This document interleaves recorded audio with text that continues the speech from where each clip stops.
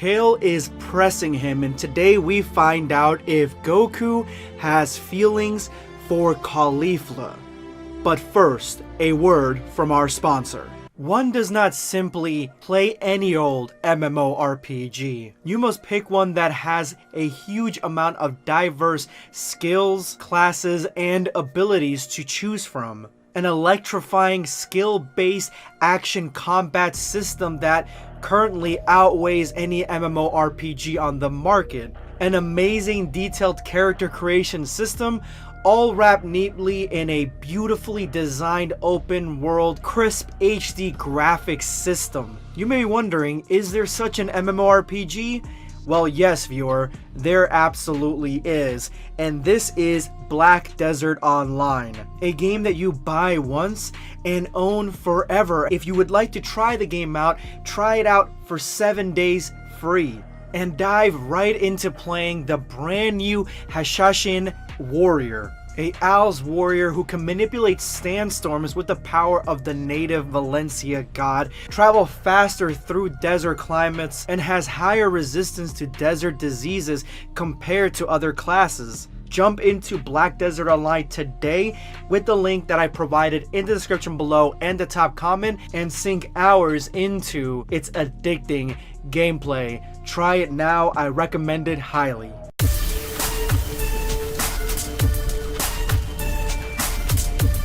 Prepare yourself, Dan Saiyan. Smash that like button. If you're new to the channel, make sure to hit that subscribe button and turn on notifications. That way you never miss a video. If you missed yesterday's video on the first ever female Super Saiyan, make sure to click the link in the description below. Go ahead and check out that video. Let's go ahead and jump into Kale x Goku. The last we left off, Goku has taken Kale on a date on a beach, and it's not technically a real date obviously, but it has every hallmark of an actual date. And so as they're walking down the beach, Kale is a little insecure on her relationship and Caulifla's relationship with Goku, what Goku thinks of them, and specifically what Goku thinks of Caulifla. So now she is pressing him and asking, do you like Caulifla? It's a simple question. Goku really doesn't understand the line of questioning with this specific inquiry, but Kale is not gonna take that lying down, and she quite literally jumps on Goku. It's just a stupid, simple question. Answer the stupid question so I don't get mad. Yo, she's psycho, and obviously if she gets mad, this whole beach is going to be destroyed. But Goku, suddenly remembering that he's got a wife and kids at home, pushes Kale back and says, whoa, back off. Get a grip here. That's really good, honestly, because Goku has probably crossed a ton of lines here in his marriage by even taking his student here to the beach in their bikinis and going around drinking alcohol. So yeah, Goku is quite literally pushing the envelope here when it comes to his marriage, but it's a good thing that, you know, he's come to his senses. He's not gonna let Kale just jump on top of him. But this strikes pain into Kale's heart. He pushed me away. Why did he do that? Why is he repelling me? He's so mean and nice at the same time. I mean, bro or sis, he's married, and she is full on having a meltdown, but it looks here like she may have a reason why she's having a meltdown, because it looks like Caulifla jumps on Goku all the time and Goku doesn't push Caulifla off. So Kale thought that she could do the exact same thing with the same results, and it doesn't seem like that's the case. Goku's now a little worried about Kale. He's wondering if she's all right up there, and Kale is like deeply meditating and breathing, trying to hone in her anger. I know I shouldn't take things so seriously, but that hurt. He shouldn't have done that. He doesn't get it. I need to stop overreacting. Control your emotions and just breathe. You pushed me off. And breathing time is over. Kale has gone berserk. Why did you do that? Caulifla does that to you all the time and you never push her away. It's not fair. And she's throwing a huge temper tantrum while Goku is trying to calm her down, tell her not to transform, remember your training.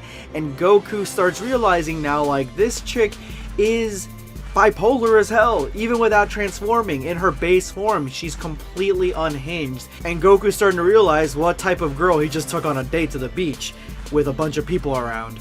And Goku tries to explain to her about personal space, but she's not listening at this point. She still just wants him to answer the question, but we're starting to realize here that, yeah, she is upset because she didn't get her ice cream. And Goku starts thinking to himself, he thought about it earlier, that she acts a little bit like Chi-Chi, and now he's realizing that she acts a lot worse than Chi-Chi. Well, you know, this is a younger 20-something, and Chi-Chi, you know, you've grown up with her, so that's probably what the difference is. Plus, this is a Saiyan, and she can transform into a berserking rage monster, so that's also another difference. So Goku goes out of his way to get her a tremendous huge ice cream, and Kale is loving it, but Goku's starting to realize, like, he probably needs to get this chick back to Beerus's place because, you know, she is probably just going to keep asking the same question. How does he get himself into these situations? Well, I mean, he was the one that brought her to the beach in the first place, and then she asks the same thing. Goku, still being hard-headed, doesn't understand why she wants to know this answer, and she says just answer it. So Goku says she's just a friend. That's the only way that he sees her. He's not really into a relationship type of thing. I mean, Chi-Chi can probably attest to that because he hasn't been home in forever and now he's at the beach with another woman, but that's neither here or there. Kale, of course, asks Goku, do you think that she's pretty? Do you find her attractive? And is she prettier than Kale? Kale is probably feeling a little bit self-conscious at this point, and women ask this stuff all the time, so Goku better have the right answer, and it looks like he does. No, that one is easy enough. I don't understand why you need to keep making an issue out of this. If you must know, I'm not interested in Caulifla. As a friend, sure, she's a great fighter, but that's as far as she goes. And Goku's probably trying to put an end to this right away. He doesn't want to continue down this line of questioning. And now Goku's being real with her. It doesn't matter if she understands his answer or not, but he's going to be really real with her. And the thing is that he's more interested in Kale because of her power, and he wants to know how far it goes, what new techniques there is, and the training, while Caulifla hasn't really surprised him at all throughout all their training. There's really nothing that she can show him that Goku hasn't seen yet. Goku says that Caulifla has quite literally just been following his example and copying everything that he's doing, so there's nothing new there. At the Tournament of Power, he put more interest into Caulifla because he was surprised at how powerful these two Saiyan women were, and Caulifla challenged him first. He was just shocked that Saiyans that had just found out how to do Super Saiyan the day before were so good at it the next day, and they were close to even mastering certain stages that took him a long time to do. So with the onset of that, he got really impressed as to what the power he was dealing with was, until he started training her, and that's when he realized that there's really nothing that Caulifla has that is special in that aspect. There's nothing that she can teach Goku or surprise him with, so there's really nothing challenging about fighting Caulifla. So at this point now, Goku's talking mad shit about Caulifla, specifically about her training, that she's not very interesting, and Kale will not take this lying down.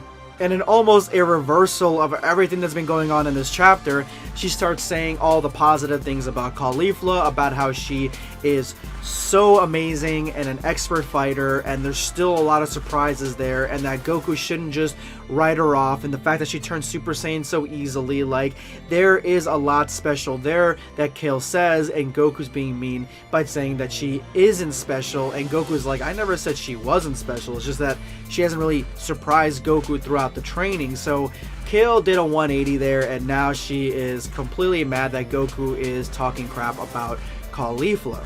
And that ends our chapter, guys. We are actually going to get a new chapter soon by Kaleverse. Make sure you follow her on Twitter in the description below, and make sure you keep your eyes peeled because she's got a brand new project, a new chapter coming from Dreamscape called Memories of Namek. Can't wait for this. And if you made it to this point in the video, you are now part of the hashtag #EndOfVideo squad. Thank you guys so much for all your support. Make sure to drop that comment with that hashtag for a chance to be featured in my next video. Today, I'm going to be responding to Owen Innocent. Not gonna lie, I wish there were female Saiyans on par with Goku and Vegeta. Yeah, Kale and Caulifla kind of come close a little bit in the Tournament of Power, but realistically they're really not there, and they shouldn't be because they just became Super Saiyans, so it'll probably take a little bit of time for them to grow. But even in the fan mangas, they aren't even close to Goku and Vegeta's level, which again makes sense, but it would be cool to see like a brand new Saiyan female that is that strong to fight Goku and Vegeta. Thank you so much for your comment, Owen. This is going to be BlackScape signing off. Take care, guys.